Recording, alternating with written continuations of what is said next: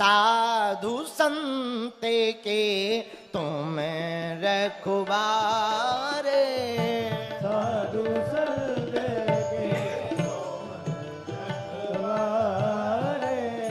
साधु संत के तुम रखवारे। गाइए। साधु संत के तुम रखवारे। असुर निकंदन राम दुलारे। असुर निकंदन राम दुलारे। असुर निकंदन राम दुलारे। असुर निकंदन गाइए। राम दुलारे। दुलारे साधु संत के तुम रखवारे। साधु संत के तुम रखवारे। सीता राम सीता राम सीता राम कहिए। आहा। राम सीता राम सीता राम कहिए। साधु संत के तुम रखवारे असुर निकंदन राम दुलारे। हनुमान जी साधु संतों के रक्षक हैं, राक्षसों के भक्षक हैं।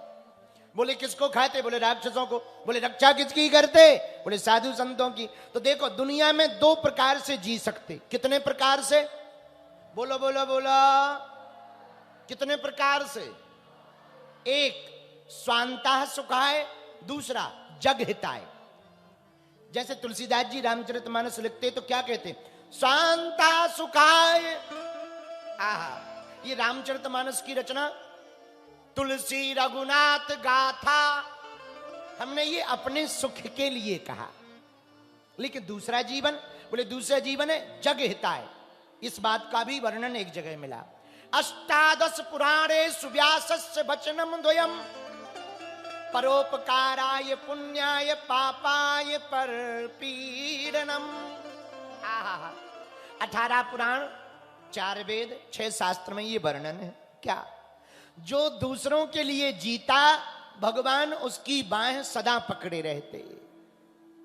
यदि तुम चाहते हो तुम्हारी बाहें हनुमान जी पकड़े रहें तो केवल अपने लिए नहीं दूसरों के लिए भी जियो।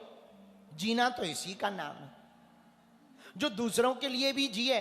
पर हित धर्म सहस नहीं भाई, पर पीड़ा सम नहीं अदवाई। है पराए परोपकार से बढ़कर के कोई धर्म नहीं है।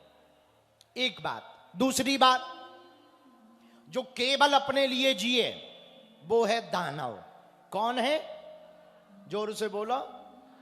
दानव। जो केवल अपने लिए जिए वो है दानव। जो अपने साथ साथ दूसरों के लिए जिए वो है मानव। जो केवल दूसरों के लिए जिए वो है देवता। है?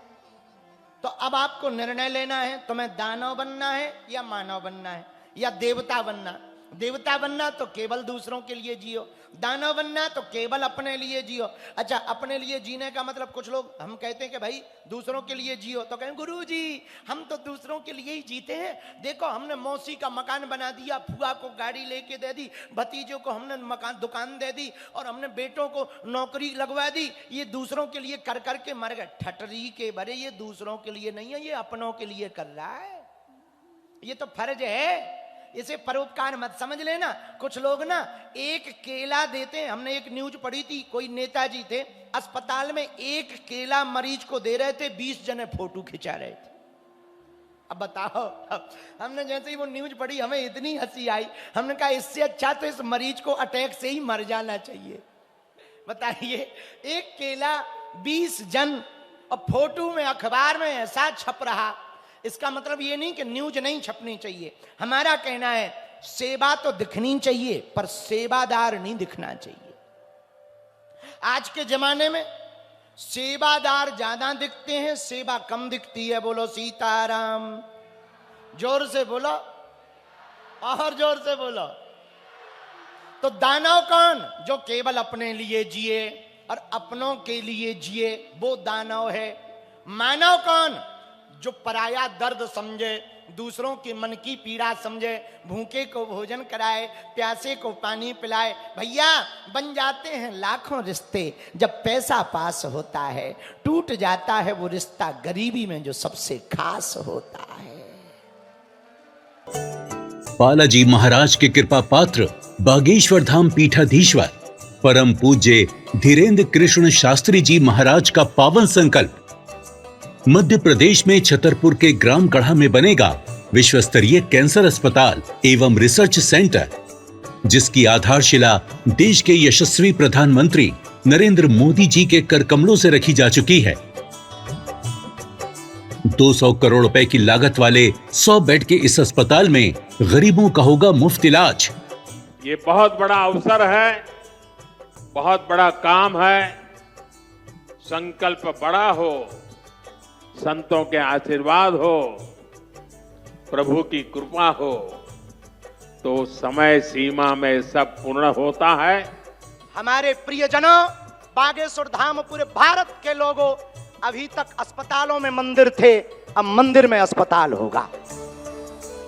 कैंसर हॉस्पिटल निर्माण हेतु सहयोग देकर पुण्य के भागी बने